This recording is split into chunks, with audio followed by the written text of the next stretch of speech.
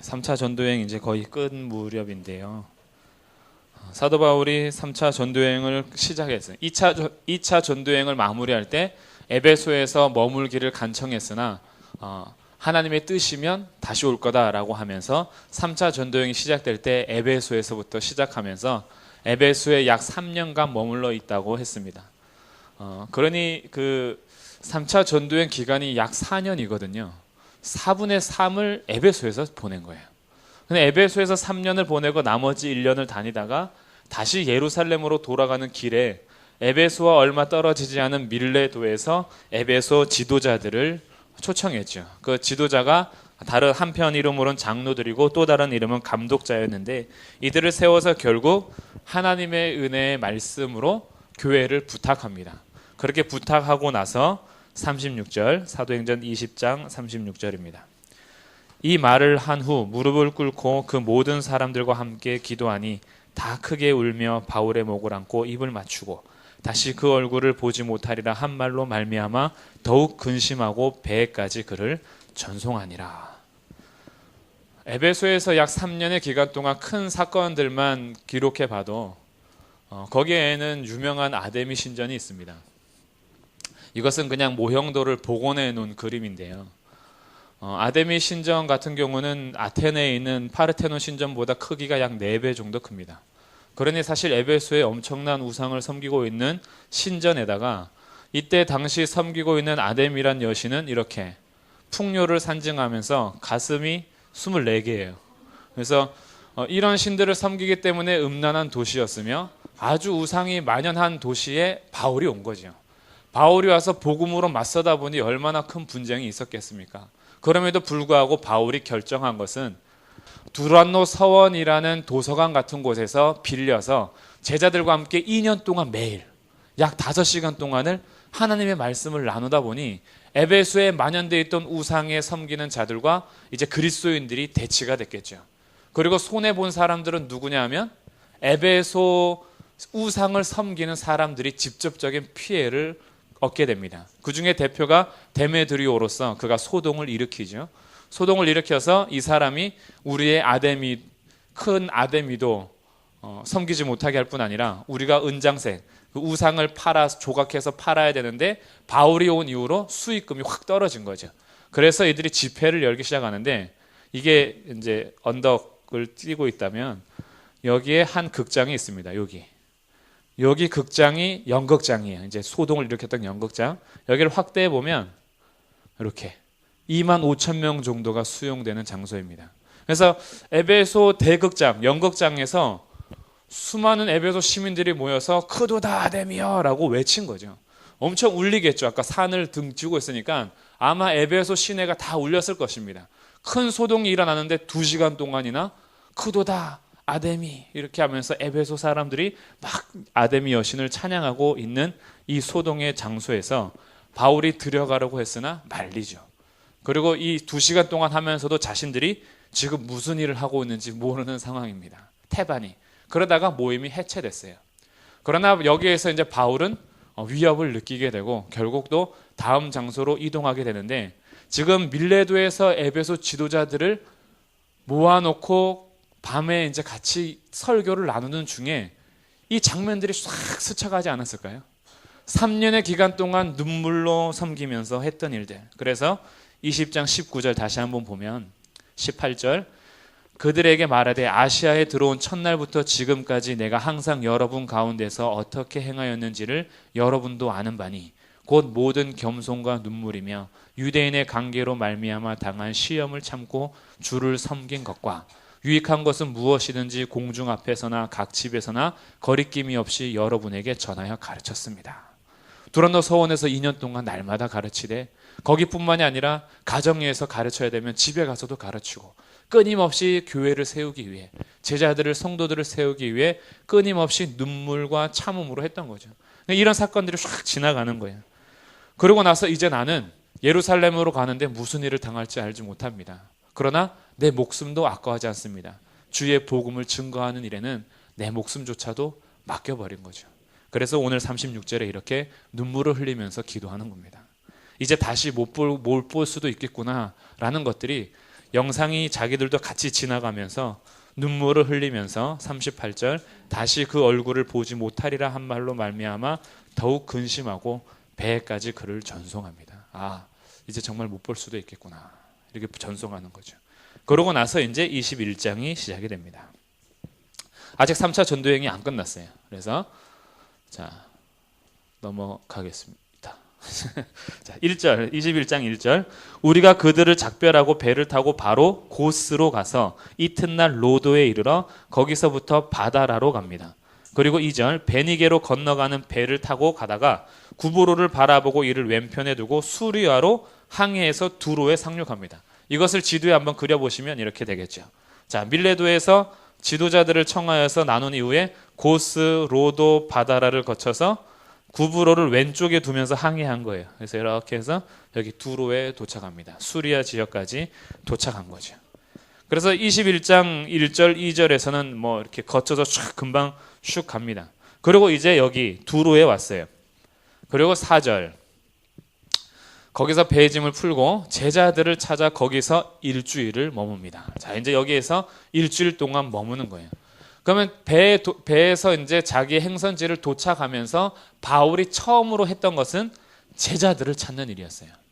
여기서 말하는 제자들은 바울의 제자가 아니라 예수 그리스도의 제자들이겠죠. 예수님을 따르는 제자들, 곧 주의 형제들을 찾은 것입니다.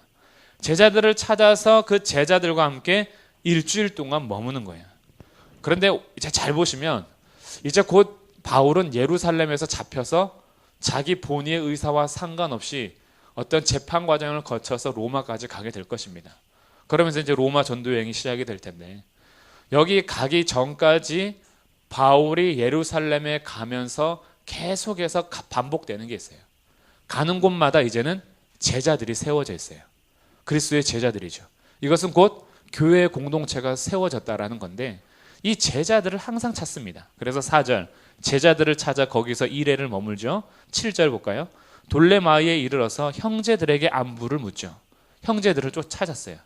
그리고 8절, 가이사라로 가는데 거기에는 전도자 빌립의 집에 들어가죠. 야, 이 전도자 빌립이 아주 재밌습니다. 전도자 빌립이 이미 나왔었죠. 사도행전 8장에서 사마리아의 에디오피아 내시를 전도하는 그 사람인 거예요. 7 집사 중에 한 명이죠. 그 사람이 8장 40절을 한번 참고해서 보겠습니다. 한번 가보세요. 사도행전 8장 40절 같이 한번 읽어보겠습니다. 8장 40절 시작. 빌립은 아소도에 나타나 여러 성을 지나다니며 복음을 전하고 가이사라에 이르니라. 자, 어디 갔다고요? 가이사라에 갔죠. 그럼 이때 이제 성령에 이끌림 바 되어서 광야에 가서 에디오피아 내시를 세례 주고 나서 성령이 갑자기 확 이끌어가서 아소도로 갔잖아요. 아소도에서부터 가이사라까지 복음을 전하면서 올라간 거예요.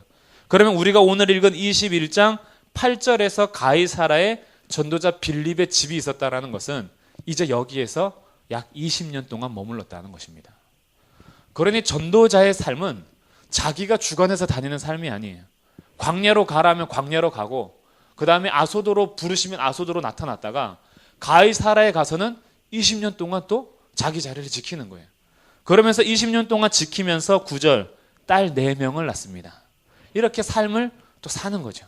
그리고 여전히 누가는 기록하는 것이 20년 동안 그냥 인생을 산 게 아니라 전도자로서 살았다는 거죠.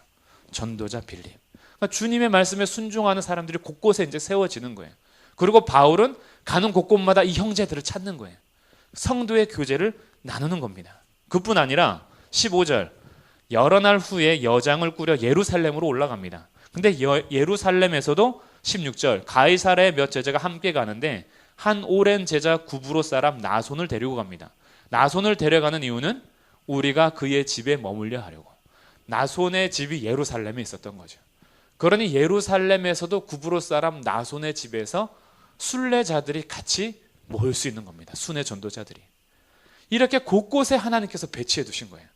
곳곳에 주님의 제자들을 만나게 하시고 성도의 교제를 하게 하시고 계속해서 주의 복음을 증거하는 일에 성도들이 온전한 열매들을 같이 찬양하며 하나님 앞에 영광 돌릴 수 있는 예배 공동체를 허락해 주셨다는 데에서 참 너무나 즐거운 거죠. 이게 교회 공동체의 참 신비한 만남들입니다. 저는 20살 때 대학교를 신학교로 갔어요. 그리고 군대 다녀와서 신학교 졸업하고 대학원을 갔죠. 그러니까 저의 삶은 그냥 20살 때부터 쭉 주의 길을 이제 걸어가겠다고 하다 보니까 항상 마음에 어떤 생각이 있었냐면 나는 사회에서 직장 생활하는 분들, 성도들의 삶을 나는 다 모르니까 어렸을 때부터 나는 그냥 주님 교회 안에서 거의 있다 보니까 정말 세상에서 힘드실 텐데 직장에서 힘들고 피곤할 텐데 수요예배 오라 그러고 금요기도 오라 그러고 새벽기도 나오라 그러고 주일 나오라 그러면 이게 너무 힘들지 않을까, 부담되지 않을까, 이런 생각들이 참 많이 있었어요. 그러다가 저도 이제 일할 기회들을 이제 얻게 됐어요. 교회 사역을 이제 못 하고 이제 일할 기회가 됐는데 일을 하면서 느낀 게 있어요. 아침 일찍 나가서 저녁까지 정말 자빌이죠. 저는 전문직이 없잖아요. 저의 전문직은 교회거든요. 근데 전문직이 없다 보니까 세상에서 일을 하려면 자비를 해야 됩니다. 그래서 아침 일찍부터 저녁 늦게까지 그렇게 고된 일을 하는데 마음속에서 뭐가 계속 그립냐면 교회 가서 성도들을 만나고 싶어요. 수예배 가고 싶어요. 금요기도에도 가고 싶고 몸만 따라주면 새벽기도도 빠지지 않고 가고 싶어요. 주일은 뭐 기다려지는 건 말할 것도 없죠. 토요일에 일이 끝나면 기분이 제일 좋아요. 내일 교회 가서 예배할 수 있다라는 생각에. 그래서 알게 됐어요. 교회에서 오히려 성도들을 피곤하게 하는 것은 일주일에 딱 한 번만 교회 나오셔야 합니다. 이게 진짜 피곤하겠구나. 네, 안 그러신가요? 교회에서 딱 문을 닫아버린 거예요. 여러분은 교회에 일주일에 2번 이상 나오면 안 된다고. 딱 한 번만 나오셔야 된다고. 이게 정말 힘든 거겠구나. 진짜 살아있는 성도들은 세상에서 힘들고 지칠 때 오늘도 교회 가야 돼, 이게 아니라 진짜 교회에서 진정한 교제를 하고 싶은 게 성도겠구나, 이런 걸 많이 느꼈는데 본문에서 이제 드러나는 거예요. 성도의 교제는 교회를 그리워합니다. 이 교회를 그리워한다라는 것은 교회 당을 그리워하는 것이 아니라 같이 주님을 섬기는 성도들을 만나고 싶어요. 그래서 이웃 사람들과 식사를 해도 거기에서는 세상적인 얘기들만 막 나오니까 갈급함이 안 채워져요. 그래서 이웃 사람들과 교제를 하더라도 생각나는 게 주의 성도와 같이 나누고 싶은 거죠. 이런 마음이 살아있는 성도들의 특징입니다. 하나님께서 이런 만남들을 이제 바울을 통해서 우리에게 보여주는 거예요. 바울은 가는 곳마다 예전에는 회당을 찾아서 복음을 전했는데 예루살렘으로 가는 길에 이제는 형제들을 찾고 제자들을 찾아가는 거예요. 그리고 거기에서 진짜 교제를 합니다. 왜냐하면 이제 목숨은 어떻게 될지 모르니까 앞으로의 일을 하나님께 맡긴 채 자기의 삶을 한번 정리하는 거예요. 주님의 제자들을 찾으면서. 근데 문제가 발생했습니다. 4절. 제자들을 찾아 거기서 1회를 머물렀습니다. 일주일이 있는데 그 제자들이 성령의 감동으로 말을 합니다. 바울한테 예루살렘에 들어가지 마라. 자, 1회 동안 머물면서 주의 교회, 그러니까 성도들이 같이 교제하다가 주님의 제자들이 성령으로 감동해서 예루살렘에 들어가지 말라라고 했어요. 그런데 첫 번째 이 권유에는 바울이 어떻게 반응하는지 기록하지 않습니다. 오히려 5절, 여러 날을 지낸 다음에 떠납니다. 아무 말이 없어요. 여기에 대해서 어떻게 반응했는지 누가는 기록하지 않습니다. 그리고 떠나가는데 5절 끝에 그들이 다 그 처자와 함께 성문 밖까지 전송해 줍니다. 아내, 아들 다 모아서 전송해 주는 거예요. 자신들은 떠나지 않기를 원하지만 바울은 아무 말 없이 가는 겁니다. 그래서 5절 끝에 우리가 바닷가에서 무릎을 꿇어 기도합니다. 그러면 멋있을까요? 바닷가에서 주의 제자들이 탁 무릎 꿇고 기도하는. 제 집이 바닷가거든요. 저는 이게 상상이 돼요. 주문진 바닷가에서 늘 바다를 보면서 살았기 때문에 저는 아침에 탁 눈 떠서 일출 보는 것이, 다른 사람들은 연중 행사인데 저는 뭐 눈 뜨면 해보니까 그래서 아침에 바닷가에 나가서 묵상하는 그 맛은 바닷가 어촌 촌놈들만 압니다. 네, 그 바닷가에서 파도가 찰랑찰랑하고 해가 착 떠오르는데 성경 바닷가에 가져가서 묵상할 때 다들 어촌에 한번 가셔야겠는데 그리고 학생부 타겠을 때 학생부가 같이 바닷가에 나가서 예배하고, 그리고 거기에서 무릎 꿇고 기도하며, 그다음에 막 이제 워십 댄스 애들도 좋아하잖아요. 바닷가에서 그런 걸 한다니까요. 지나가면서 사람들이 쟤네들이 뭐하나 하겠지만 모래사장 밟으면서 막 예배하는 게 우린 너무 기쁜 거예요. 바닷가에서도 예배할 수 있다라는 거죠. 성령께서 우리에게 오신 다음에는 예배 장소가 한정되지 않습니다. 이게 놀라운 거예요. 지금 회당에서 무릎 꿇고 전송해 주는 게 아니라 바닷가에서도 무릎 꿇고 기도할 수 있는 거예요. 이제 주의 성도들이 두세 사람이 모인 곳에는 주의 이름으로 모인다면 주님께서 그곳에 함께 하시는 거죠. 교회가 되는 겁니다. 그래서 이제는 주의 성도들이 카페에서 커피 한 잔을 마셔도 예배 초소가 될 수 있습니다. 우리가 그냥 길거리에 앉아서 얘기를 나누고 예수님을 얘기해도 그곳이 예배 초소가 될 수 있는 거죠. 어디서든지 기도할 수 있습니다. 만약에 어떤 문제를 딱 겪게 될 때 교회를 찾아가서 기도할 수도 있지만 그 즉시 그 장소에서도 기도해도 하나님께서 들으신다라는 거예요. 이게 얼마나 큰 은혜인가요? 장소에 구애받지 않아요. 내가 밀실에 있을 때든지 대중 속에 있을 때든지 사람들이 떠들고 왁자지껄하는 카페에 있을 때든지 우리들은 이제 하나님께 기도할 수 있는 거죠. 그래서 바닷가에서 무릎 꿇고 보내줍니다. 그래서 6절 서로 작별한 후 우리는 배에 오르고 그들은 집으로 돌아가죠. 또 다른 길로 갑니다. 이제 두로를 떠났어요. 7절 항해를 다 마치고 돌레마이에 갑니다. 두로에서 돌레마이까지 32km 정도인데 아마 여기 이제 주변일 것 같아요. 그래서 두로에서 돌레마이를 지내고 목적지는 이제 가이사르를 거쳐서 예루살렘으로 가는 길이니까 돌레마이에 이르러서도 형제들에게 안부를 묻습니다. 그리고 그들과 함께 하루를 있어요. 하루 동안 같이 형제들을 돌보고 8절 이튿날 떠나서 가이사라에 갑니다. 가이사라에서 7집사 중 하나인 전도자 빌립의 집에 갔어요. 그가 이제 거기에서 20년 정도 살면서 딸 4명을 낳아 키웠는데 그 딸 4명이 다 예언하는 자들이에요. 아직 처녀지만 주님께서 예언의 은사를 주신 자들이라는 거죠. 그래서 이 처녀들을 통해서 빌립의 딸들을 통해서 하나님께서는 교회를 또 든든히 세워가시는 중이었어요. 그런데 이때 10절 여러 날 빌립의 집에 있습니다. 그리고 이 가이사라에 또 유명한 사람이 한 명 또 있어요. 누굴까요? 빌립 말고 한 명이 또 있습니다. 사도행전 10장에 나오는 인물이에요. 사도행전에서 최초 이방인으로 복음을 영접한 사람 고넬료죠. 고넬료가 가이사라의 백부장으로 있어요. 그리고 여기에 지금 교회 공동체가 얼마나 또 잘 든든히 서가고 있을까요? 여기에 여러 날 있는 거예요. 근데 이때 10절 아가보라 하는 한 선지자가 유대로부터 내려옵니다. 아가보는 선지자죠. 그가 와서 하는 얘기가 11절 우리에게 와서 바울의 띠를 가져다가 자기 수족을 잡아매고 말하기를 성령이 말씀하시되 예루살렘에서 유대인들이 이같이 이 띠 임자를 결박하여 이방인의 손에 넘겨주리라. 지금 행위 예언을 한 거예요. 행동 예언을 한 거죠. 바울의 띠를 가져다가 자기 손발을 묶고 나서 얘기하기를 이 띠의 임자가 이렇게 되겠다라는 것을 보면서 보인 거예요. 이렇게 예언합니다. 그래서 12절 거기에 모여있던 바울의 동력자들이 그 말을 듣고 그곳 사람들과 더불어서 또 권합니다. 예루살렘으로 올라가지 말라. 아까 4절에서 성령의 감동으로 제자들이 말했을 때는 아무 반응이 없었죠. 그런데 이제 반응합니다. 13절 같이 한번 읽어보겠습니다. 시작. 바울이 대답하되 여러분이 어찌하여 울어 내 마음을 상하게 하느냐. 나는 주 예수의 이름을 위하여 결박당할 뿐 아니라 예루살렘에서 죽을 것도 각오하였노라 하니. 바울은 이제 자기 목숨을 던졌습니다. 결박당할 뿐 아니라 내 목숨이 없어지더라도 내가 거기서 죽더라도 나는 가겠노라고 얘기하는 거예요. 성령의 감동과 예언을 통해서 결박에 대해서 보여줬습니다. 그리고 거기 가면 환난과 핍박이 따른다라는 것을 이미 계속 말해주고 있어요. 그러나 그것이 바울을 부르신 하나님의 그 사명, 바울에게 주신 소명을 꺾는 것이 아니라 오히려 죽을 것을 더 각오하면서 가게 되는 거죠. 목숨을 건 것입니다. 여기에서 우리가 사실 도전을 받아야 돼요. 나는 무엇에 목숨을 걸고 있는가? 어떤 사람들은 로또에 그렇게 목숨을 겁니다. 여기 저희 교회에서 용산역 가는 길에 마사회가 있어요. 어떤 사람들은 마사에 엄청 또 투자를 하고 목숨을 걸어요. 거기 굉장히 넓은가 봐요. 끝나는 시간에 아저씨들이 엄청 내려옵니다. 그래서 그런 사람들이 있어요. 어떤 사람은 몸매 만들기에 목숨을 겁니다. 어떤 사람들은 얼짱 만들기 위해서 성형 수술 계속 하죠. 목숨 거는 거예요.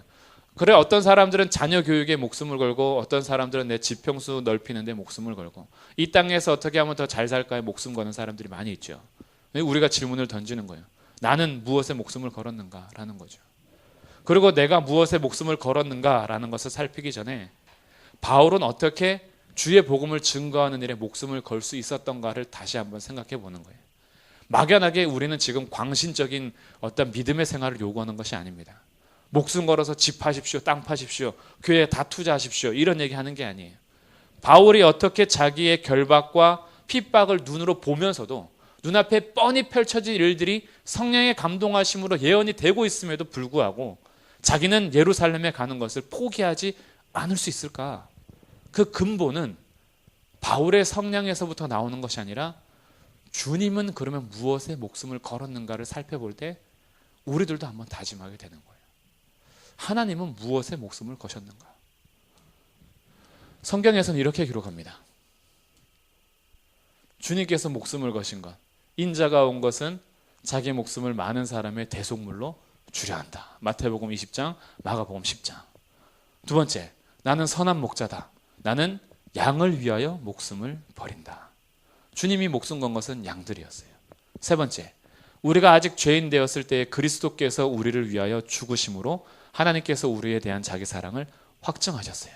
로마서에서 증거하는 건 우리가 죄인 되었을 때 우리를 위해서 죽으셨대요. 우리를 위해서 주님께서 목숨을 또 주셨죠. 네 번째, 우리를 위하여 저주를 받은 바 되사 율법의 저주에서 우리를 속량하셨어요. 갈라디아서 3장 13절. 하나님께서는 우리에게 목숨을 거셨어요. 양들을 위해서 목숨을 버리셨고 우리 때문에 저주를 받으셨어요. 갈라디아에서 말하는 저주는 나무에 달린 자마다 하나님의 저주를 받은 자라고 해서 십자가에 달린 것을 얘기합니다. 우리 때문에 저주받은 자리까지 간 거죠. 하나님이 도대체 어떤 분이길래 우리를 위해서, 하나님은 누구며 우리가 누구이길래 우리를 위해서 목숨을 버리는가 과연. 하나님, 성부 하나님, 성자 하나님, 성령 하나님은 세상을 창조하지 않아도 완전한 교제에서 스스로 계신 분들입니다.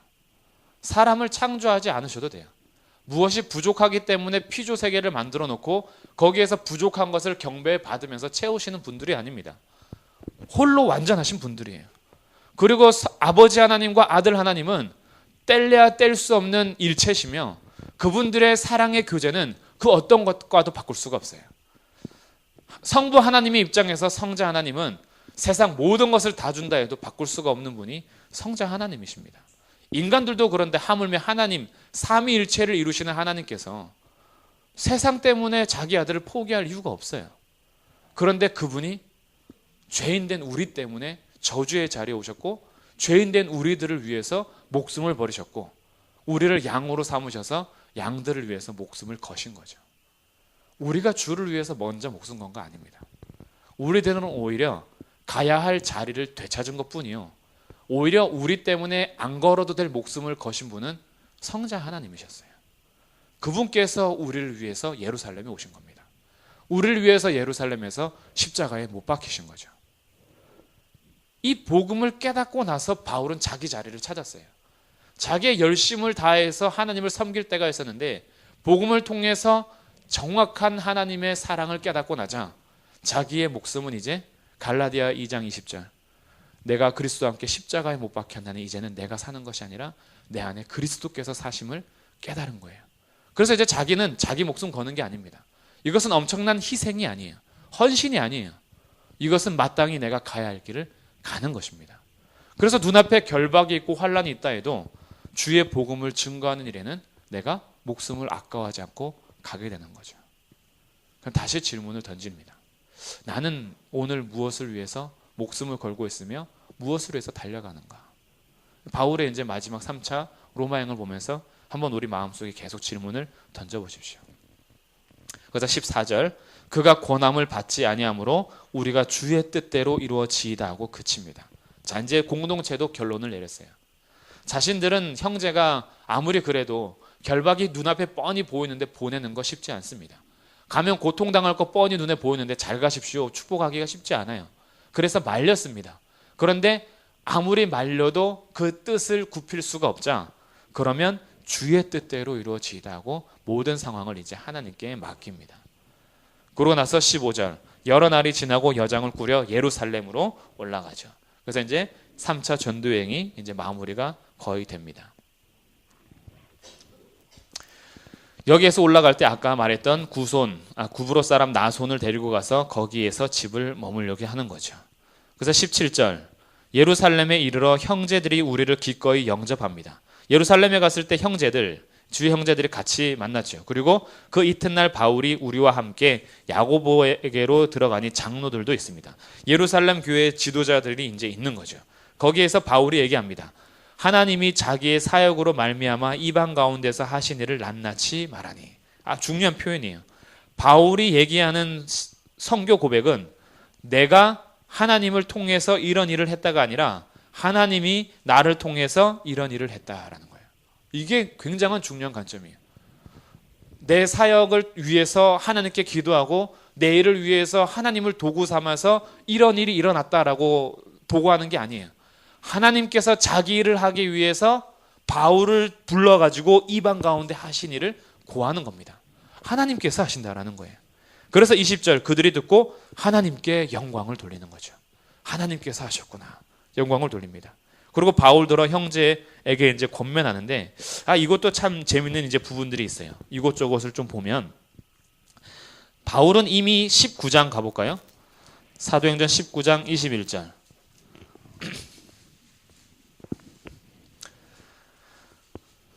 이 일이 있은 후에 바울이 마게도냐와 아가야를 거쳐 예루살렘에 가기로 작정하죠. 예루살렘에 가기로 이미 19장에서 작정했어요. 그 이유는 뭔가? 24장으로 가볼게요. 24장, 사도행전 24장 17절.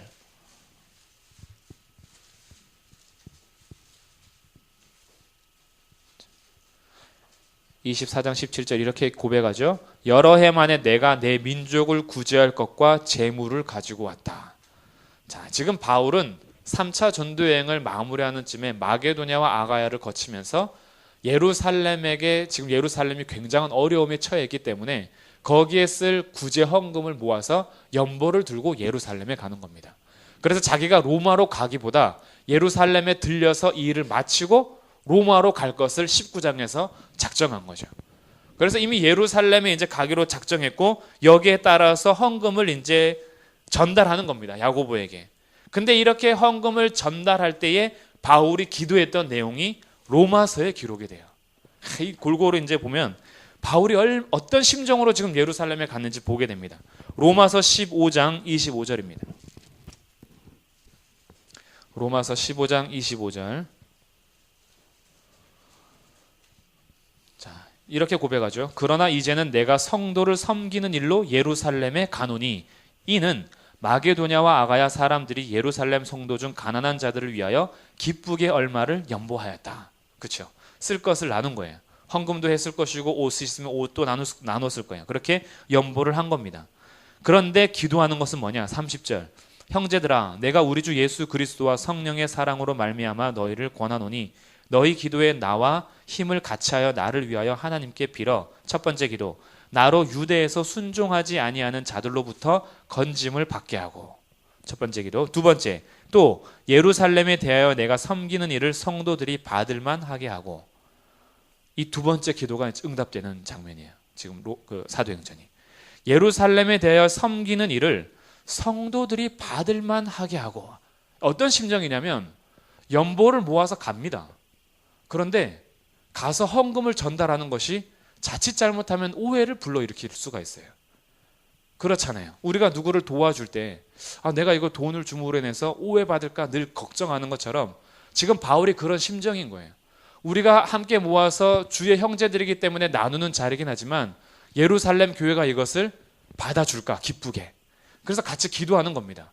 그래서 로마서는 이미 3차 전도여행 중에 보낸 거기 때문에 예루살렘에 가기 전에 이 기도문을 같이 쓰는 거죠.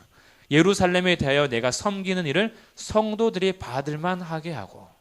세 번째 기도 제목. 하나님의 뜻을 따라 기쁨으로 너희에게 나아가 너희와 함께 편히 쉬게 하라. 이 세 가지 기도 제목이 오늘 살펴볼 사도행전에서 다 응답이 됩니다.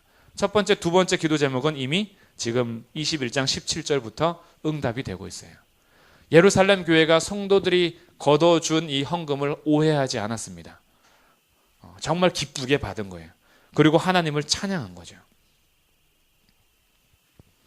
그래서 이제 우리가 다른 사람들을 섬길 때도 항상 이런 마음인 거예요. 나의 섬기는 섬김이 당연하다는 듯이 그냥 내가 섬겼으면 받아 이런 입장이 아니라 내가 섬기는 일이 그가 받을 만한 섬김이 되면 좋겠다 이런 거죠. 얼마나 귀한 마음이에요. 내가 당연히 주니까 너는 당연히 감사하며 받아야지 이런 마음이 아닌 거예요. 같이 이제 기뻐하는 거죠.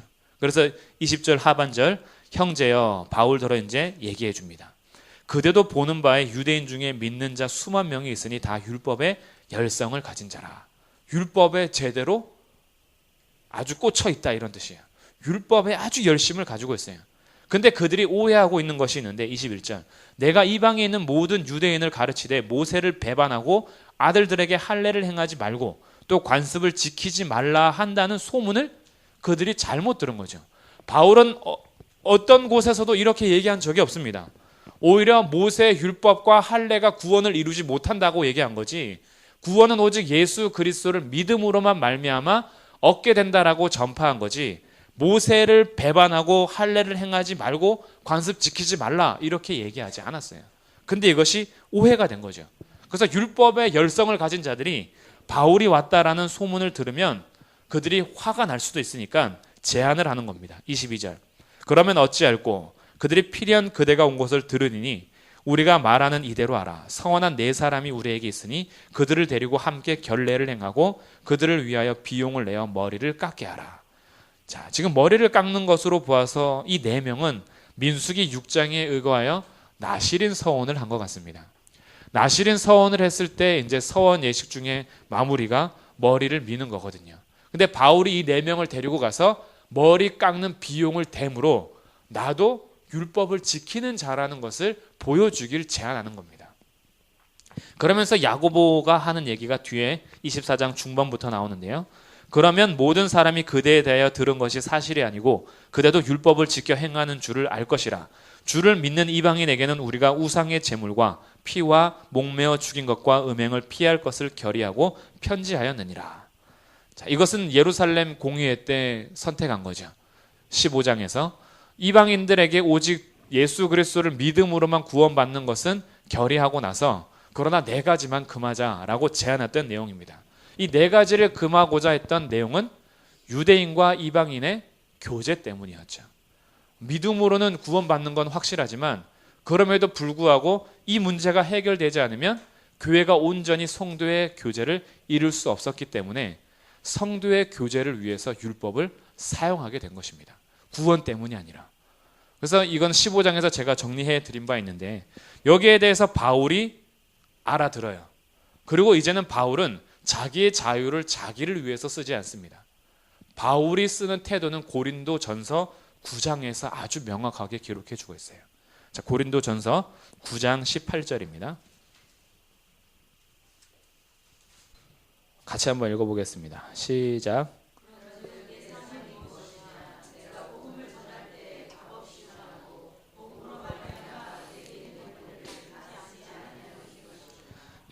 진짜 대단한 이게 고백입니다.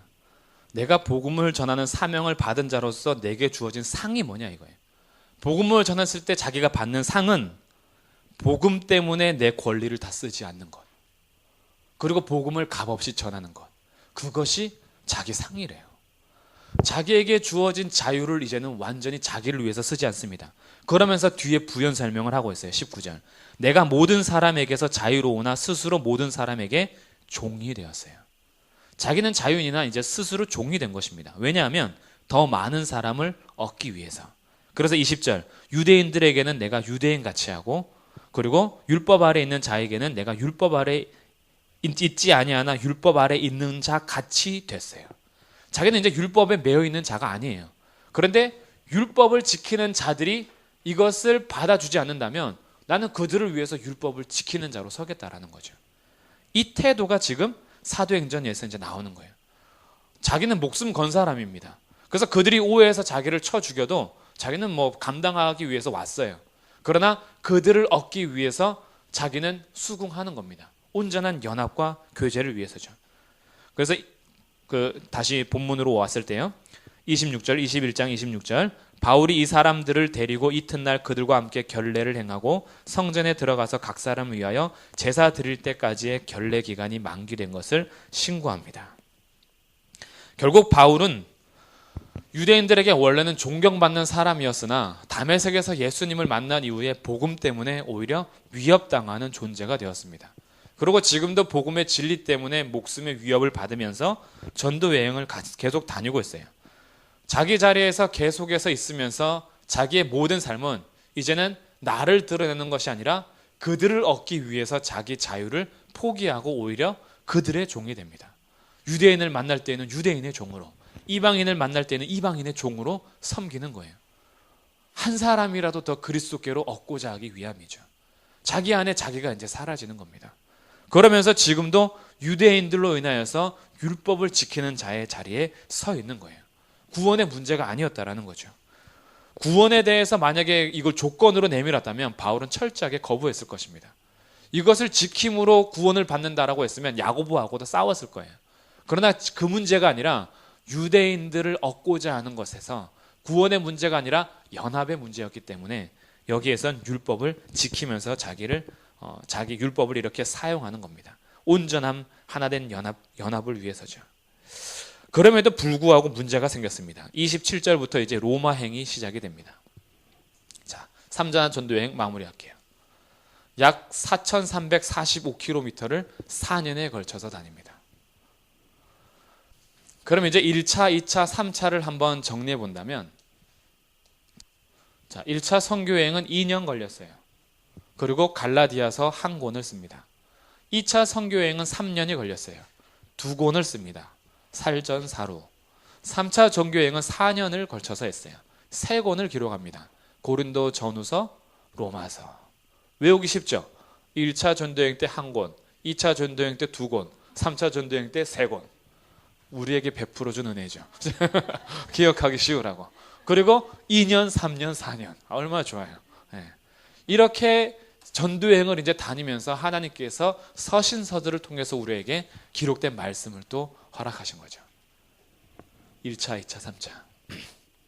그리고 이제 21장 27절부터 로마 행이 시작이 되는데 갑자기 로마로 쑥 가는 것이 아니라 하나님께서 참 묘한 일을 하십니다. 어떻게 보면 조금 이해가 되지 않아요. 바울이 한 살이라도 젊을 때 빨리 로마로 가면 좋겠는데 그렇게 하지 않으세요. 그래서 27절 한번 볼게요. 자, 이래가 거의 찼습니다. 자기는 유대인들을 얻기 위해서 율법을 지켰어요. 안 지켜도 되는데 율법을 지켰습니다. 그런데 문제는 아시아로부터 온 유대인들이 성전에 왔어요. 아시아라고 하면은 에베소에서도 있었던 사람이겠죠. 그러니까 아시아권에서 사도 바울이 복음 전하는 것들을 이미 싫어했던 사람들이에요. 그 사람들이 와서 보니까 성전에서 바울을 보고 모든 무리를 충동하여서 그를 붙들고 외칩니다. 28절. 이스라엘 사람들아 도우라. 이 사람은 각처에서 우리 백성과 율법과 이곳을 비방하여 모든 사람을 가르치는 그자인데 또 헬라인을 데리고 성전에 들어가서 이 거룩한 곳을 더럽혔다. 자, 두 가지를 또 시비를 걸었어요. 율법과 성전입니다. 여기에서 매치가 되는 인물이 한 명 있어야 돼요. 스데반이 똑같은 것으로 고소당했어요. 그리고 스데반이 죽을 때는 사울이 찬성하고 있었죠. 지금 이 스데반의 자리에 바울이 들어가 있는 거예요. 스데반도 오해였습니다. 자기는 율법을 거스른 적도 없어요. 스데반이. 성전에 대해서도 더럽힌 일이 없습니다. 그런데 그 당시에 유대인들이 스데반을 율법과 성전에 대한 모독으로 인해서 그를 돌로 쳐 죽였어요. 사울이 거기에서 옷을 지켜주면서 죽는 가운데 찬성을 했습니다. 근데 지금 똑같이 바울이 율법을 어기거나 성전을 더럽힌 일이 없어요. 율법을 지키고 있었고 그 이래가 거의 차갈 때입니다. 근데 아시아에서 온 유대인들이 전후 사정은 전혀 따지지 않고 바울을 딱 보자마자 얘기하는 거죠. 쟤는 율법을 거스리고 성전을 더럽힌다라고 하면서 성전을 더럽힌다라는 근거를 뭐로 세웠냐면 29절. 그들이 전에 에베소 사람 드로비모가 바울과 함께 시내에 있음을 보았어요. 에베소 사람 드로비모는 이방인이겠죠. 이방인이 바울과 함께 시내에 있었던 것을 보고 바울이 그를 성전으로 같이 가는 것을 봤습니다. 그래서 그를 성전으로 데리고 들어간 줄 안 거예요. 이게 지금 무슨 얘기냐면 사진을 앞에 이제 보시면 자, 로마행 시작되는데 성전 이제 이렇게 성전이 있는데 여기 이 부분 여기가 바깥들 이방인의 뜰이에요. 아직까지도 성전이 있지만 이방인들이 들어갈 수가 없습니다. 이방인은 여기까지만 들어올 수 있어요. 그리고 여기 경계 이제 벽이 있죠. 이 벽이 약 1.4m 정도의 벽입니다. 그래서 이 1.4m 정도의 벽 사이사이에는 레위인이 성전 문지기로 지키고 있어요. 이방인이 들어올 수 없도록. 왜냐하면 이방인이 들어오면 성전이 더러워지니까. 그래서 이방인은 못 들어가는 거예요. 이방인의 뜰이죠. 그러니까 에베소 사람 드로비모가 분명히 여기 시내에 바울과 함께 있던 것을 봤습니다. 그리고 바울이 들어가니까 에베소 사람 드로비모도 같이 들어간 것으로 자기네가 생각한 거예요. 본 게 아니라. 그래서 성전을 더럽혔다라고 소동을 일으키게 된 거죠. 전혀 그런 일이 없는데. 나중에 발견된 문서가 있는데 이렇게 적혀 있어요. 라틴어와 헬라어로 경고문입니다. 이 경고문은 이방인은 안쪽들과 성소 주변의 난간 주변으로 들어갈 수 없다. 들어오다가 잡히는 모든 사람들은 죽을 것이다. 그리고 그 죽음은 이방인 책임이에요. 이 담을 넘어와서 하면. 그러면 죽여도 이제 어쩔 수 없어요. 이렇게 경고까지 하면서 이방인이 들어갈 수 없도록 한 그 자리에 바울이 드로비모를 데리고 들어간 것으로 여겼기 때문에 그가 성전을 더럽혔다라고 한 거죠. 그래서 29절 끝에 바울이 그를 성전에 데리고 들어간 줄로 생각하미로라. 자기 마음이죠, 그냥.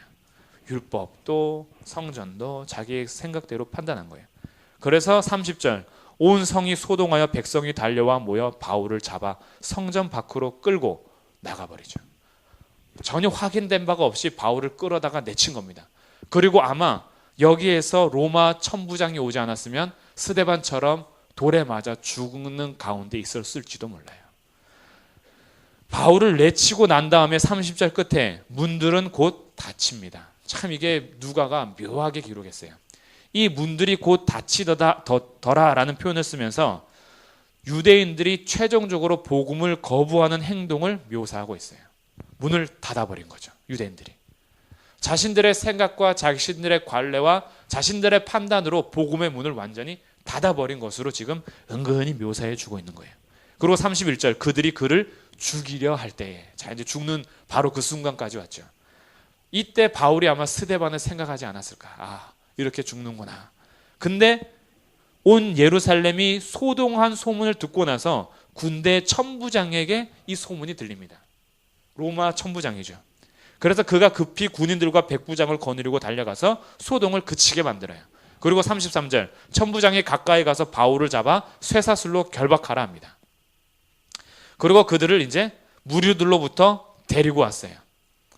그래서 35절 바울이 층대에 이를 때에 무리의 폭행으로 말미암아 군사들에게 들려가니 이는 백성의 무리가 그를 없이하자고 외치며 따라가며 폭행을 이미 당하는 중이었어요. 그리고 그것 때문에 군사들이 바울을 들어서 지금 군대 병영 안으로 들어가는 겁니다. 이렇게 보호하고 있어요. 참 묘합니다. 아까 로마서 15장에서 첫 번째 기도가 응답되는 장면이에요. 그 첫 번째 기도가 뭐였냐면 한번 다시 볼까요? 금방 잊어버리죠. 로마서 15장 25절의 첫 번째 기도문 31절 15장 31절 나로 유대에서 순종하지 아니하는 자들로부터 건짐을 받게 하고 기가 막힌 기도입니다. 유대에서 순종하지 않는 자들로부터 건짐을 받게 해달래요. 유대인들로부터 죽음의 위협을 당할 때 유대에게 순종하지 않는 로마 군인으로부터 건짐을 받습니다. 하나님께서 이렇게 응답하시는 거죠. 또. 그러면서 지금 복음이 계속 퍼져나가도록 하는 거예요. 예상치 못한 곳에서 이방인을 통하여 구원을 받게 하시는 거예요. 이것은 지금 여기에서 그치지 않고 로마에 압송될 때까지 로마 군인들로부터 오히려 보호를 받으면서 가게 됩니다. 그리고 자기 비용으로 로마로 가지 않고 죄수의 신분으로 돈 안 들이고 로마까지 가게 돼요. 이렇게 하나님께서 로마의 길을 쫙 이제 열어주시기 시작합니다. 자, 37절. 바울을 데리고 영내에 들어가려 할 그때에 바울이 천부장에게 말합니다. 내가 당신에게 말할 수 있는가? 그러니 헬라 말로 이렇게 물어보니까 깜짝 놀란 거죠. 내가 헬라 말을 아느냐? 그러면 내가 이전에 소요를 일으켜 자객 4,000명을 거느리고 광야로 가던 애굽인이 아니냐. 자, 여기서 말하는 이전은 3년 전을 얘기합니다. 약 3년 전에 애굽 사람이 로마로부터 이스라엘을 구출하겠다라는 약속을 가지고 왔어요. 그러면서 뭐라고 했냐면 자기는 선지자인데 예언자인데 내가 명령하면 도시의 벽들이 다 무너질 거다. 감람산에서 얘기한 거예요. 감람산에서 유대인들을 쫙 모아놓고 무리들을 충동해서 내가 예언자인데 명령하면 저 도시가 무너질 터이고 우리들이 들어가서 로마로부터 독립을 얻을 수 있다라고 무리들을 충동했어요. 근데 이것을 총독이 듣고 군사들을 보내서 400명 정도를 죽이고 200명을 포로로 잡았습니다. 그리고 이 애굽인은 사라졌어요. 도망간 거죠. 그러니 지금 이 유대인들이 당시에 3년 전에 있었던 그 애굽인에 대해서 분노가 가득한 상태에 있습니다. 근데 무리들이 지금 무슨 이유인지 모르는데 천부장이 볼 때에는 이 사람들이 오자마자 무리가 일어났거든요. 그래서 너가 그때 3년 전에 갔던 그 자객이냐 그 애굽인이 아니냐라고 물어본 겁니다. 그래서 39절 바울이 이르되 나는 유대인이다.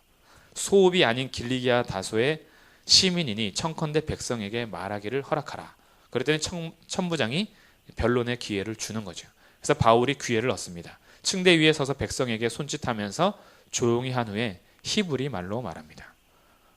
히브리어도 하고 헬라어도 하고. 그래서 헬라어를 할 때 로마 사람에게는 헬라어로, 그리고 히브리 사람들에게는 히브리 말로 이제 하는 거죠. 그래서 1절 22장 1절 부형들아 아버지 형제들아 부른 거죠. 내가 지금 여러분 앞에 변명하는 말을 들으라. 히브리 말로 부형들을 부르자 2절 그들이 그가 히브리 말로 말함을 듣고 더욱 조용합니다. 이제 무슨 말을 하는지 집중하게 된 거죠. 이때부터 이제 첫 번째 간증이 시작됩니다. 나는 유대인으로 길리기아 다소에서 났고 이 성에서 자라 가말리알의 문화에서 우리 조상들의 율법의 엄한 교훈을 받았고 오늘 너희 모든 사람처럼 하나님께 대하여 열심히 있는 자라. 아마 이 얘기를 들을 때 끄떡끄떡하고 있었을 거예요. 바울이 워낙 유명한 사람이니까. 예루살렘에서도 유명했고 다메섹으로 가는 길도 다 웬만해서는 다 알고 있었습니다. 그래서 그랬지. 바울이 그랬지. 사울이 그랬지. 근데 4절 내가 이 돌을 박해하여 사람을 죽이기까지 하고 남녀를 결박하여 옥에 넘겼노니 이에 대제사장과 모든 장로들이 내 증인이다. 그렇지. 그랬지. 내가 그들에게서 다메섹 형제들에게 가는 공문을 받아가지고 거기 있는 자들도 결박하여 예루살렘으로 끌어다가 형벌받게 하려고 갔었다. 여기까지도 계속 끄떡끄떡하고 있었을 것입니다. 그런데 6절부터 이제 반전이 일어나요. 가는 중에 다메섹에 가까이 갔을 때 오정쯤 되어 호련히 하늘로부터 큰 빛이 나를 비췄다. 1절부터 5절까지 자기가 얘기하고자 한 바는 뭐냐면 나의 열심이 나를 구원하지 않더라. 이걸 얘기해 준 거예요. 여러분 아시죠? 제가 얼마나 열심이었는지. 여러분이 다 아는 것처럼 대제사장들도 증인입니다. 저는 공문을 가지고 이 돌을 따르는 자들을 결박하기 위해서 갔던 사람입니다. 그런데 구원은 나의 행위의 열심에서 나오지 않고 6절 호련히 하늘로부터 빛이 오더이다 이거예요. 구원은 외부에서부터 왔다라는 거예요. 내가 나의 열심과 율법을 지킴으로 구원을 이룬 것이 아니라 갑자기 하늘에서부터 큰 빛이 나에게 비춘 거죠. 자기가 자의적으로 구원을 얻을 수 없다라는 것을 고백하는 거예요. 지금. 여러분도 아시다시피 나는 율법에 열심히 있고 바리새인 중에 바리새인이요. 아주 나는 정통 유대인인데도 그것이 아니더이다. 하늘로부터 빛이 임하더이다 이거죠. 그러면서 7절 내가 땅에 엎드러져 들으니 소리가 있어 이르되 사울아 사울아 내가 왜 나를 박해하느냐. 자기는 지금까지 예수님을 박해한 바가 없어요. 그 도를 따르는 남녀를 박해했습니다. 근데 주님은 얘기하시기를 나를 박해한다라는 거예요. 그래서 첫 번째 질문을 던지죠. 8절 내가 대답하되 주님 누구십니까? 아주 좋은 질문이에요. 이것은 9장 5절에서도 던졌던 질문입니다. 자, 첫 번째 질문. 주님을 만났을 때 주여 누구십니까? 그랬더니 주님께서 말씀하시죠. 8절 중반 나는 내가 박해하는 나사렛 예수다. 나와 함께 있는 사람들은 이 빛을 보지 못하는데 말씀하시는 이의 빛은 보면서 소리는 듣지 못하는 거예요. 뭔가 갑자기 하늘로부터 빛이 비춘 것은 곁에 있는 사람들도 본 거죠. 근데 소리는 못 듣는 거예요. 나는 내가 박해하는 예수다라는 것을 못 듣습니다. 그래서 두 번째 질문을 던져요. 이것은 사도행전 9장에서는 나오지 않았는데 오늘 간증하면서 바울이 얘기합니다. 10절 내가 이르되 주님 무엇을 하리이까? 두 번째 질문을 던졌어요. 자, 주님을 만났을 때 던진 두 가지 질문이 우리의 삶에 계속 던져져야 될 질문이라는 거예요. 주님 누구십니까? 그리고 주님 무엇을 하리이까? 아주 굉장히 바울을 통해서 우리가 좋은 질문을 갖게 됩니다. 우리 평생 던져야 될 것이 이거예요. 주님 누구십니까? 내 평생 주님을 점점 더 알아갈수록 우리의 삶이 바뀌는 거죠. 하나님을 아는 지식이 더 깊어지면 깊어질수록 우리의 삶을 제대로 세울 수 있습니다. 하나님을 알기에 그래서 더 힘쓰는 거예요. 하나님을 바르게 알지 못했을 때에는 사울처럼 열심은 있으나 잘못된 일을 하는 거예요. 바른 지식이 있어야지만 제대로 섬기는 겁니다. 그래서 신앙은 나의 열심이 아니라 하나님을 바르게 아는 것에서 출발하는 거예요. 그래서 주님의 말씀은 우리가 정말 하나님 앞에 겸손하게 무릎 꿇고 구하면서 주님 알기를 원합니다라는 기도가 돼야 돼요. 오늘도 제가 주님 더 알기를 원합니다. 그래서 주님을 알면 알수록 이제는 나를 보게 돼요. 야, 내가 무엇이간데 나를 위해서 목숨을 버리셨는가? 그러면서 두 번째 질문이 따라오죠. 주님, 제가 무엇을 해야 하겠습니까? 질문을 던지는 거죠. 그러면서 하나님의 뜻을 내 인생에서 찾는 겁니다. 그리고 하나님의 뜻에 이제 순종하는 자리에 가 있는 거죠. 그렇게 질문을 던지니 주님께서 10절 말씀하신 것을 간증합니다. 주께서 이르시되 일어나 다메섹으로 들어가라. 내가 해야 할 모든 것을 거기서 누가 이르리라. 그래서 11절 나는 그의 빛의 광채로 말미암아 볼 수 없게 되었죠. 그래서 손에 이끌려서 다메섹에 들어갑니다. 그랬더니 12절 율법에 따라 경건한 사람으로 거기 사는 모든 유대인들에게 칭찬을 듣는 아나니아. 아나니아가 이미 유대인들에게 칭찬받고 있었으며 율법에 따라 사는 경건한 사람이라고 얘기합니다. 이로부터 율법과 예수님이 대치되는 것이 아니라 이미 율법에 정통한 아나니아도 예수를 섬기고 있다는 것을 은근히 얘기해 주고 있어요.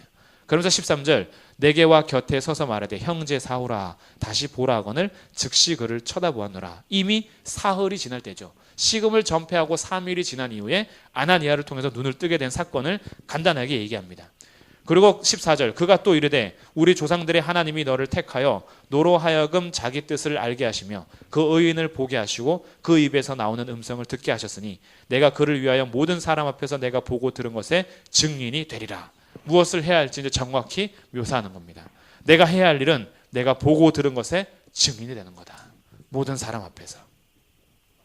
자기의 삶의 목적이 바르게 이제 세워진 거죠. 진짜를 알게 된 겁니다. 주님을 바르게 알고 주님으로부터 무엇을 해야 될지 들으니까 자기 목숨 걸 만한 일이 생긴 거죠. 진짜 비전의 사람이 된 겁니다. 나를 위한 꿈을 이루는 사람이 아니라 하나님께서 내게 주신 목적을 이루는 사람이 이제 되는 거죠. 그렇게 해서 한 걸음 한 걸음 걸어오다가 여기까지 오게 된 거예요. 그래서 16절 이제는 왜 주저하느냐 일어나 주의 이름을 불러 세례를 받고 너의 죄를 씻으라. 그래서 세례를 받았죠. 17절 이후에 내가 예루살렘으로 돌아와서 성전에서 기도할 때에 하나님께서 말씀하셨습니다. 속히 예루살렘에서 나가라. 그들은 내가 내게 대하여 증언하는 말을 듣지 않을 것이다. 유대인들은 거부할 것을 주님께서 이미 말씀하셨어요. 그래서 19절 내가 말하기를 주님 내가 주를 믿는 사람들을 가두고 또 각 회당에서 때리고 또 주의 증인 스데반이 피를 흘릴 때에 내가 곁에 서서 찬성하고 그 죽이는 사람들의 옷을 지킨 줄 그들도 압니다. 제가 어떤 사람인지 그들도 안다라는 거예요. 그랬더니 주님께서 아무 말씀하지 않으십니다. 여기에 대해서 너가 어떤 사람인지 그들이 아는 건 주님도 아세요. 주님의 명령은 21절 떠나가라. 내가 너를 멀리 이방인에게로 보내리라.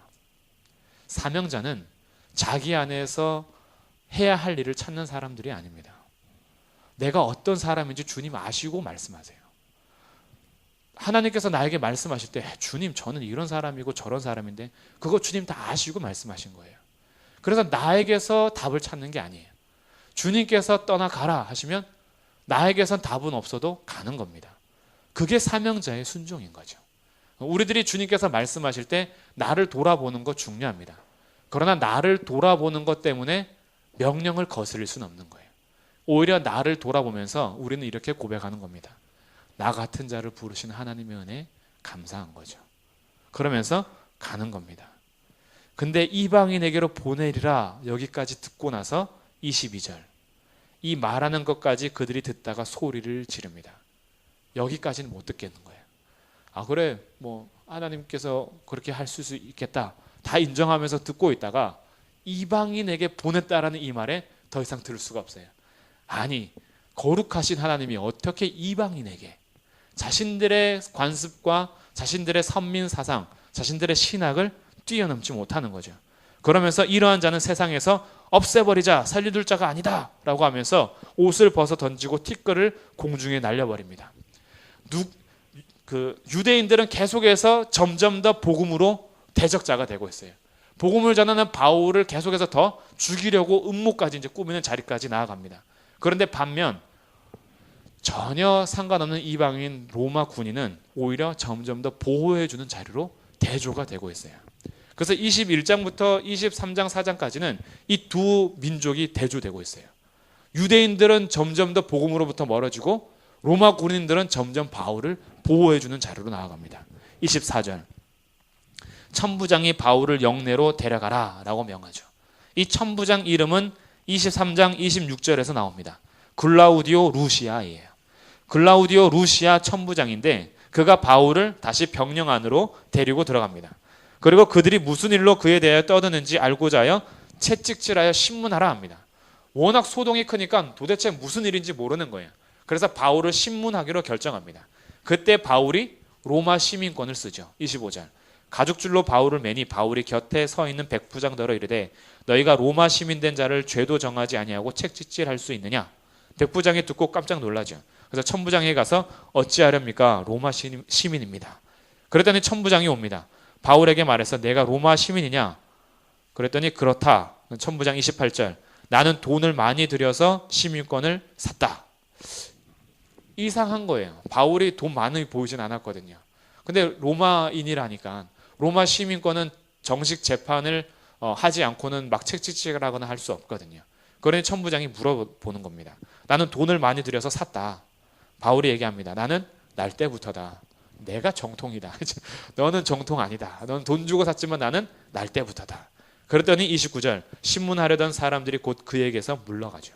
아, 로마 시민권자라는 것을 알게 돼요. 천부장도 그가 로마 시민인 줄 알고 결박한 것 때문에 두려워합니다. 이제 결박과 채찍질에서 로마 시민권을 통하여 풀려나게 돼요. 그런데 아직까지 잡혀있는 상태가 풀려나진 않습니다.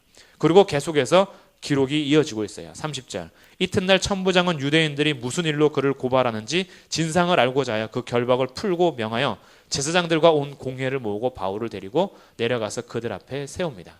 첫 번째는 무리들 앞에서 있었어요. 두 번째 공회로 갑니다.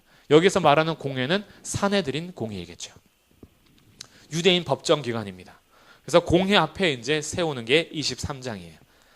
바울이 공회를 주목하여 이르되 여러분 형제들아 오늘까지 나는 범사의 양심을 따라 하나님을 섬겼노라.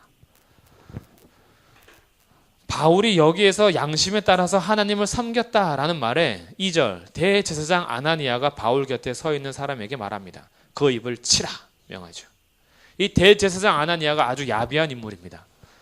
교묘한 수단으로 11조를 자기가 착복하면서 유대인들 사이에 아주 평판이 좋지 않은 인물이에요. 그러니까 자기는 항상 뭔가 양심에 꺼리끼는 일을 하고 있는데 바울이 얘기하기를 나는 모든 일에 양심을 따라 하나님을 섬겼다라고 얘기하니까 자기가 찔려서 그랬는지 그 입을 치라 얘기하는 거죠. 감히 어떤 인간이 하나님 앞에 양심적으로 섬길 수 있다라는 것인가 라고 오히려 반문하는 사건입니다. 당당하게 양심을 따라서 섬겼다라는 바울의 고백을 받아줄 수가 없는 거예요. 그랬더니 바울이 바로 얘기합니다. 3절 회칠한 담이여 하나님이 너를 치시리로다. 내가 나를 율법대로 심판한다고 앉아서 율법을 어기고 나를 치라 하느냐. 너는 거기서 율법대로 판단해야 될 사람인데 어떻게 죄를 묻지도 않고 율법을 어기면서 치라고 명하는지 따지는 거죠. 그랬더니 4절 곁에 선 사람이 말합니다. 하나님의 대제사장을 내가 욕하느냐. 5절 바울이 말하죠. 형제들아 나는 그가 대제사장인 줄 알지 못하였다. 기록하였으되 너의 백성의 관리를 비방하지 말라 하였느니라. 바울이 지금 거기 있는 사람들을 들었다 놨다 하는 겁니다. 들었다 놨다 들었다 놨다. 그래서 깜짝 놀라는 거예요. 가서 대제사장이 입을 치라 했을 때 거기에서 바로 회칠한 담이여 했더니 대제사장을 너가 욕하느냐라고 하니까 나는 대제사장인지 알지 못했다. 율법을 그러면서 얘기하는 거예요. 하나님께서 그렇게 하지 말라 했다 이거죠. 그러니 바울이 지금 여기에서 해석이 조금 약 두 가지 정도가 있는데 첫 번째는 정말 대제사장인지 몰랐을 것이다. 네. 두 번째 해석은 대제사장인 줄 알고 있으나 오히려 비꼬는 말투다라고 했는 거예요. 어떻게 너 같은 사람이 대제사장으로서 앉아서 정말 회칠한 담처럼 율법을 어기면서 그 자리에 있느냐라는 것을 지금 두 가지로 같이 볼 수가 있어요. 둘 다 해석이 가능합니다. 첫 번째 못 알아본 것은 바울의 그 질병 때문에 못 알아볼 수 있어요. 그래서 정말로 자기는 율법대로 대제사장을 욕하고자 하는 마음이 없었는데 그가 정말 많은 공예가 모여 있으니까 대제사장인지 몰라볼 수도 있었을 테이고, 두 번째도 가능하죠. 두 번째는 칼빈 주석에서 나오는 건데 칼빈이 이렇게 얘기하는 겁니다. 이게 아마 비꼬는 듯한 말투였을 것이다 라고 얘기하는 거예요. 그래서 이렇게 관리를 비방하지 말라 하면서 지금 주도권을 바울이 쥐고 가고 있습니다. 그래서 6절, 바울이 그 중 일부는 사두개인이요 다른 일부는 바리새인인 줄 알고 있어요. 공회에서 모여있기 때문에. 그러면서 얘기합니다. 나는 바리새인이요 또 바리새인의 아들이라. 죽은 자의 소망 곧 부활로 말미암아 내가 신문을 받는다. 그랬더니 안 그래도 바리새인하고 사두개인하고 원수지간이거든요. 그래서 7절, 그 말을 한즉 바리새인과 사두개인 사이에 다툼이 생겨 무리가 나누어집니다. 왜냐하면 사두개인은 부활도 없고 천사도 없고 영도 없다 합니다. 그들의 신학이 내세를 믿지 않아요. 근데 바리새인은 다 믿습니다. 내세도 믿고 영의 세계도 믿고 천사의 존재도 믿어요. 근데 지금 바울은 자기는 정말 예수 그리스도의 죽으심과 부활하심 때문에 여기 있거든요. 그랬더니 내가 부활 때문에 여기 있다라고 하니 바리새인은 야 이것은 뭐 크게 잘못된 일이 아니다라고 얘기하죠. 9절, 크게 떠들새 바리새인 편에서 몇 서기관이 일어나 다투어 이르되 우리가 이 사람을 보니 악한 것이 없다. 혹 영이나 천사가 그에게 말하였으면 어쩌겠느냐. 자신들은 다 인정하니까. 그래서 10절, 큰 분쟁이 생기죠. 그래서 천부장이 다시 보호합니다. 바울이 그들에게 찢겨질까 하여 군인을 명하여 내려가 무리 가운데서 빼앗아 가지고 영내로 들어가라. 자, 로마 군인은 여전히 바울을 보호하고 있어요. 하나님의 섭리가 아주 오묘합니다. 이렇게 보호를 받게 하는 거예요. 그리고 나서 이렇게 법정 재판이 진행되는 중에 너무나 우리에게 위로가 되는 11절의 말씀이 기록이 됩니다. 11절 말씀 우리 같이 한번 읽겠습니다. 시작.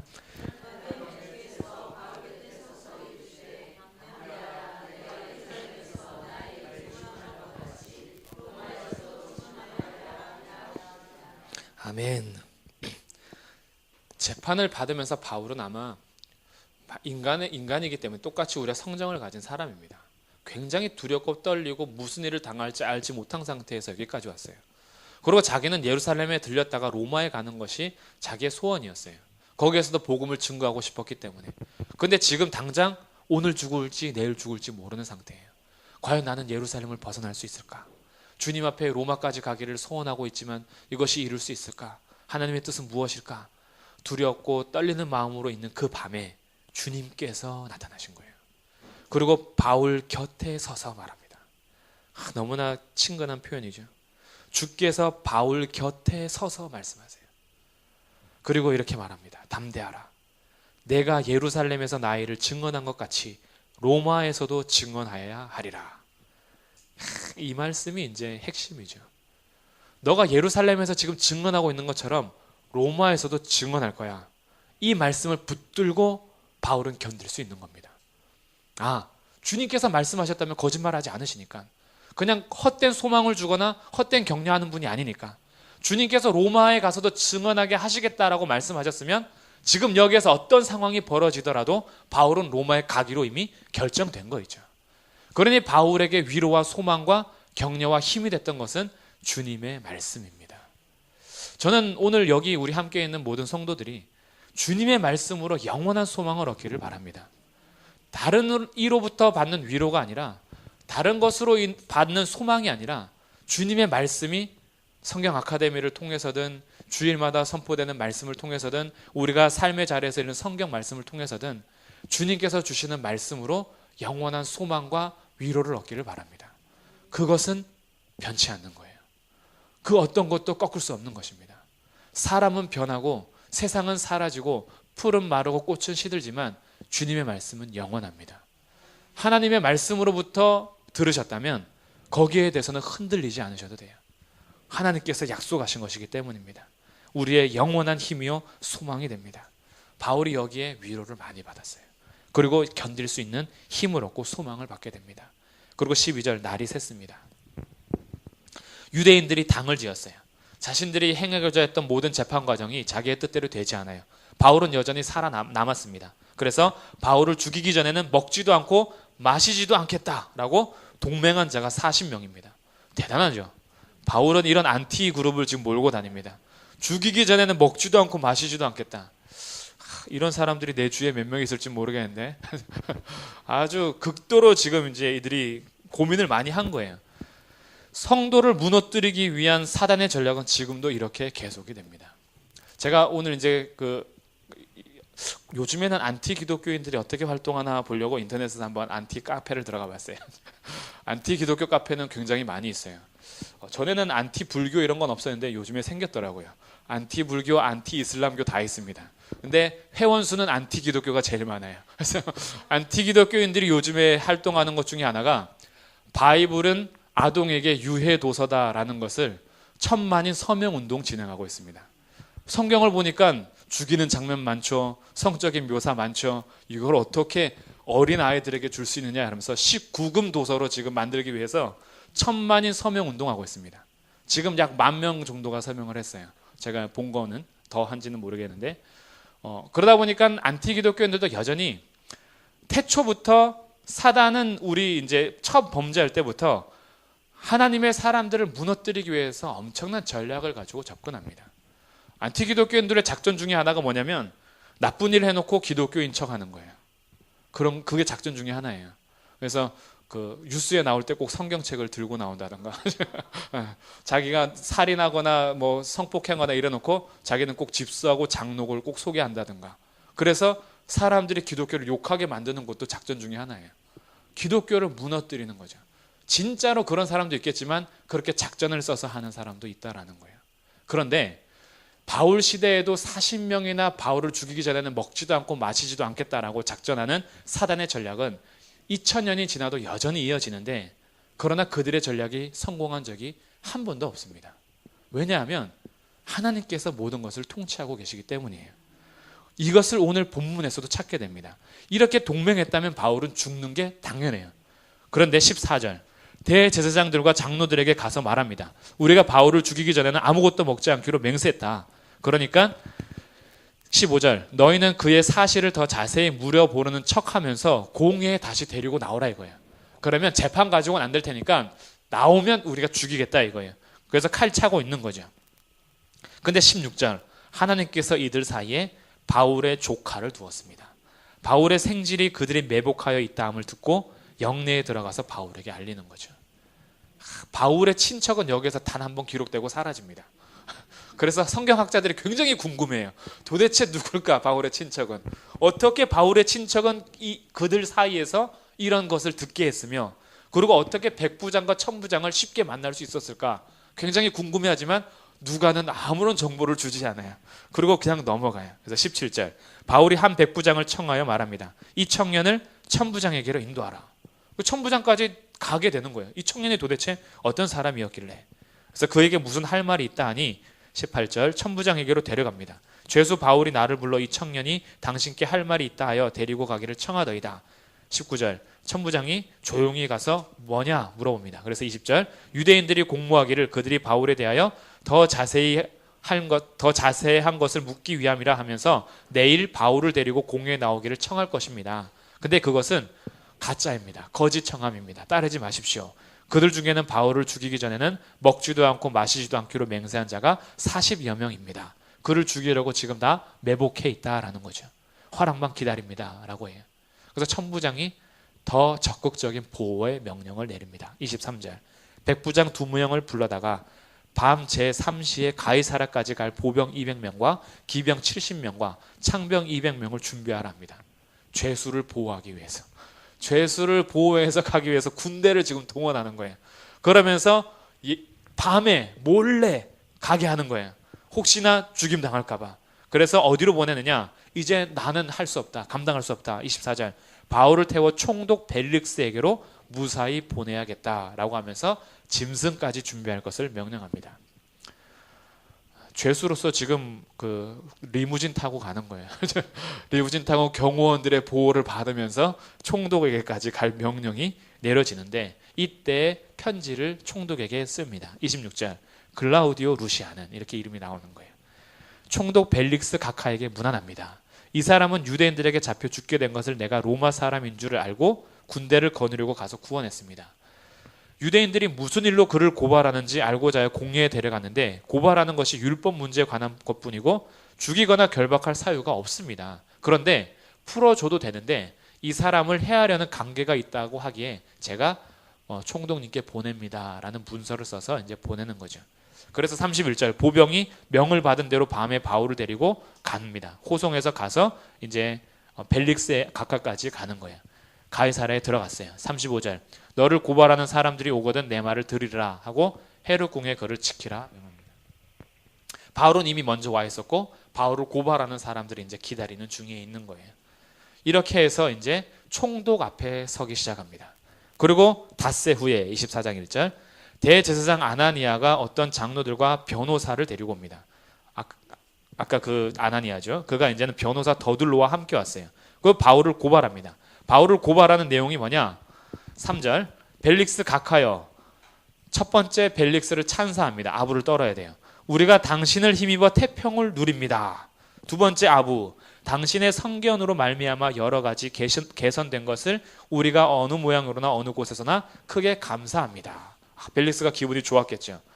얘네들이 날 알아주는구나. 그리고 4절 당신을 더 괴롭게 아니하려 하여 우리가 대강 엽죽겠습니다. 너무 길게 안 하겠습니다. 당신 피곤할 텐데 대강 전할 테니까 판단 내려주십시오 라고 하면서 바울의 고소 내용 첫 번째 5절 이 사람은 전염병 같은 자다. 연병할 놈이다 라는 거예요. 그래서 지금 이 사람은 전염병 같은 자입니다. 천하에 흩어진 유대인을 다 소요하게 잘하는 거예요. 이 사람이 가기만 하면 소동이 일어난다라는 거예요. 첫 번째 고발 내용. 두 번째 고발 내용 나사렛 이단의 우두머리입니다. 나사렛 이단이라고 번역한 헬라어는 종파나 당파를 얘기하는 거예요. 그러니까 유대 당파에도 썼던 그 단어인데 우리 이해하기 쉽게 이단으로 번역했어요. 나사렛 당파의 우두머리다 이거예요. 그래서 6절 세 번째 고소 내용 또 성전을 더럽게 하려 합니다. 그래서 우리가 잡았다라는 거죠. 그래서 8절 당신이 친히 그를 신문하면 우리가 고발하는 이 모든 것을 알 수 있을 것입니다 라고 하니 옆에 있던 유대인들이 옳소 하면서 참가한 거죠. 그래서 이제 10절 바울이 변론할 차례가 되었습니다. 바울은 변호사도 없어요. 스스로 말합니다. 당신이 여러 해 전부터 이 민족의 재판장 된 것을 내가 알고 사건에 대해 기꺼이 변명합니다. 첫 번째 변명 11절부터 13절까지 이들이 고소했던 전염병 같은 자에 대해서 변명하는 거예요. 제가 여기 온 지 열 이틀밖에 되지 않았습니다. 11절 끝에 그들은 내가 성전에서 누구와 변론하는 것이나 회당 또는 시중에서 무리를 소동하는 것을 보지 못했습니다.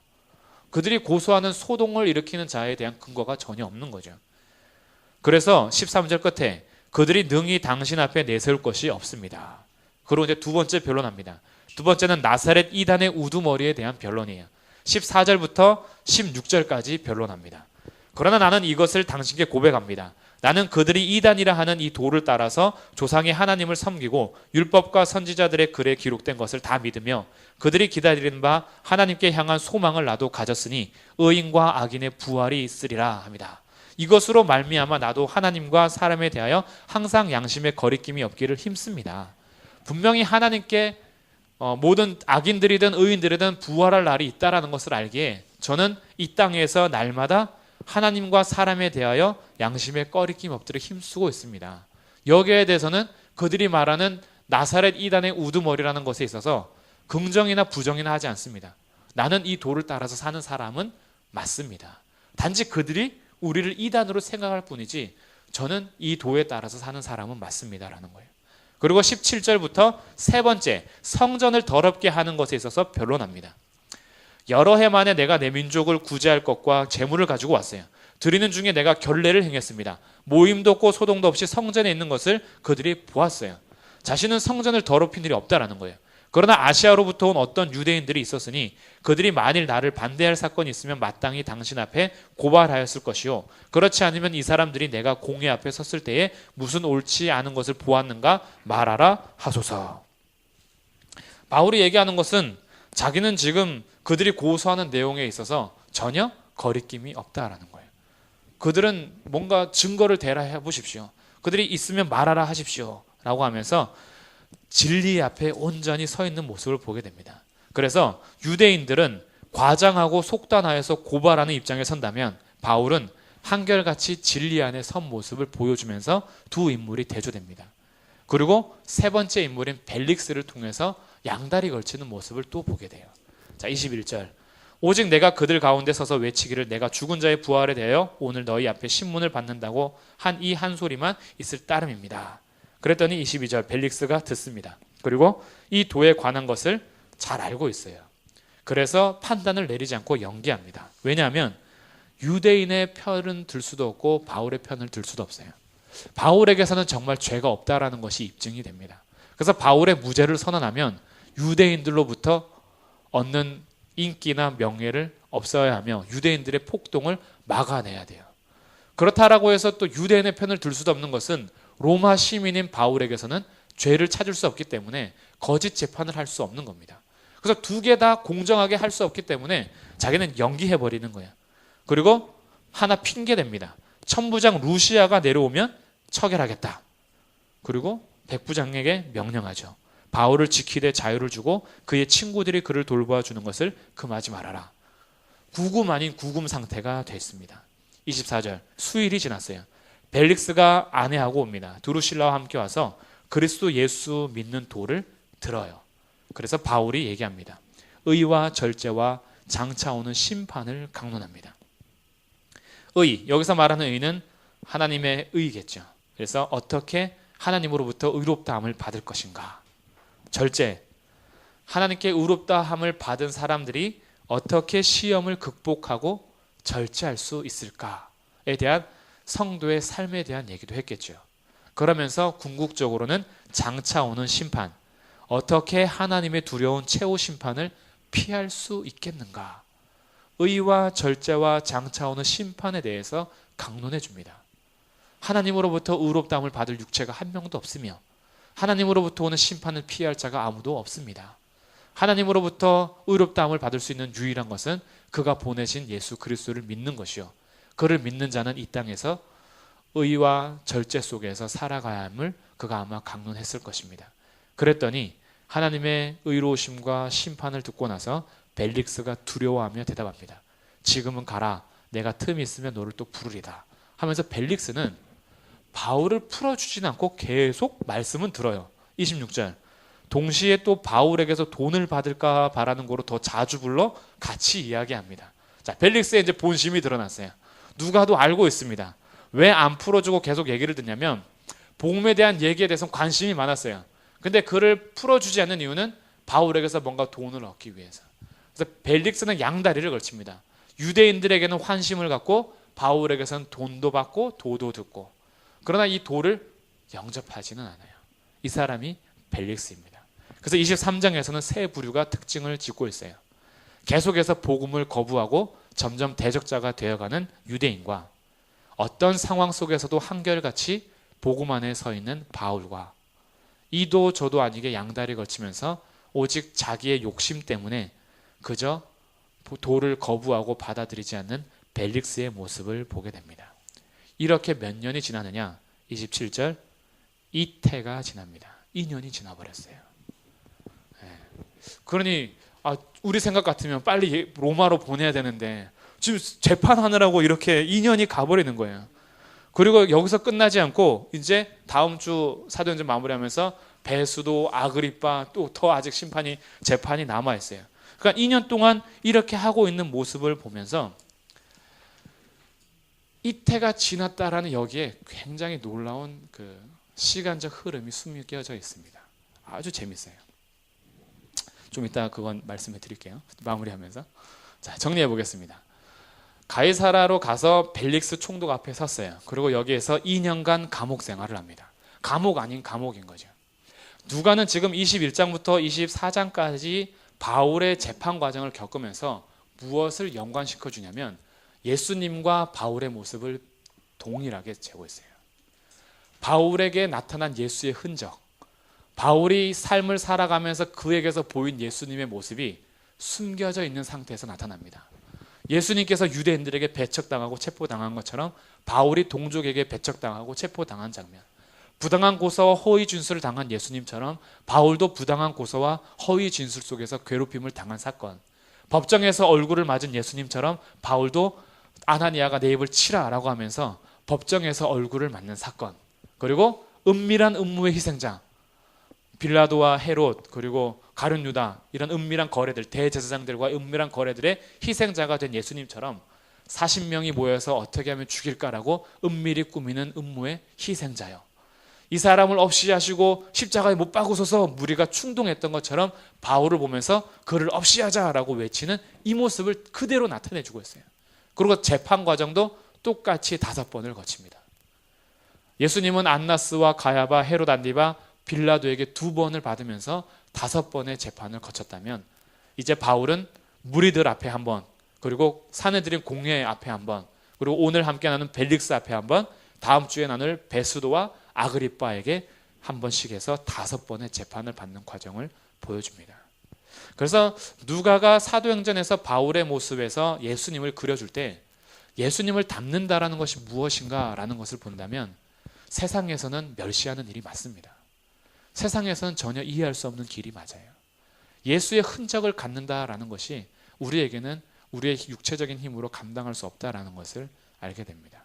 그런데 이 모든 일이 바울이 위대해서 나타난 일이 아니라 계속해서 사도행전이 증거해 주는 것은 오직 성령이 너에게 임하시면 너희가 권능을 받고 내 제자가, 내 증인이 되리라.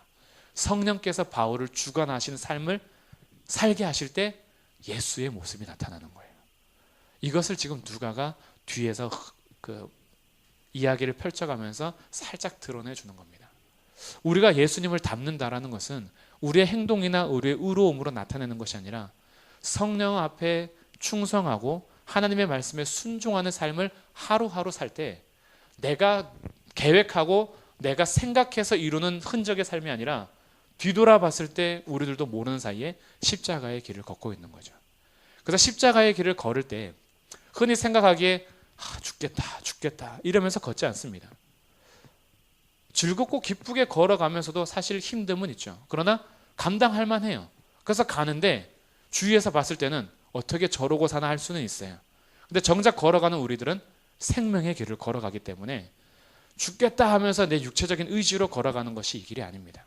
주께서 우리를 걸어가게 하시는 거죠. 이것이 은혜입니다. 그리고 주님께서 숨겨놓은 2년의 기간 동안에 어떤 일이 발생하느냐, 이 2년이 있었기 때문에 누가복음과 사도행전이 기록이 됩니다. 성경학자들은 이 2년 동안 누가가 바울이 구금되어 있는 2년 동안 팔레스타인 지역을 다 탐방한 것으로 보고 있습니다. 누가는 이방인이기 때문에 팔레스타인 지역에 대해서 잘 몰라요. 근데 두로아에서 2차 선교여행 때 합류했던 누가가 빌립보에 남아서 목회를 감당하다가 3차 선교여행 때 다시 합류하면서 지금 예루살렘까지 왔어요. 여기에서 누가 때문에 아마 2년을 준 것으로 봐도 돼요. 바울은 빨리 보내도 되는데 누가를 통해서 기록된 사실들, 예수님에 대한 사실들을 누가가 역사적 관점으로, 역사가의 관점으로 2년 동안 팔레스타인 지역을 다 탐방할 수 있는 시간을 허락해 주시는 거죠. 그래서 누가가 이때 이 기회를 얻어서 누가복음과 사도행전을 기록할 모든 자료들을 수집하고, 그리고 그가 이방인이지만 유대인과 전혀 떨어지지 않을 정도로 팔레스타인 지역에 대해서 정보를 입수한 이후에 이제 데오빌로 각하여라고 하면서 자기가 이루어진 일에 대해서 자세히 기록할 수 있는 근거를 찾게 되는 기간이 이 2년의 기간입니다. 우리의 눈으로 봤을 때는 바울이 빨리 가면 좋겠어요. 근데 주님께서는 앞으로 장차 오고 올 세대들에게 주의 말씀을 남기기 위하여서 바울을 2년 동안 그냥 두신 거예요. 그리고 누가를 주님께서는 들으셔서 누가복음과 사도행전을 기록할 수 있는 장치를 마련하신 것입니다. 하나님께서는 누구 한 명에게만 집중하는 것이 아니에요. 한 사람만 들어서 사용하는 것이 아니라 우리들에게 드러나지 않은 수많은 인물들이 있습니다.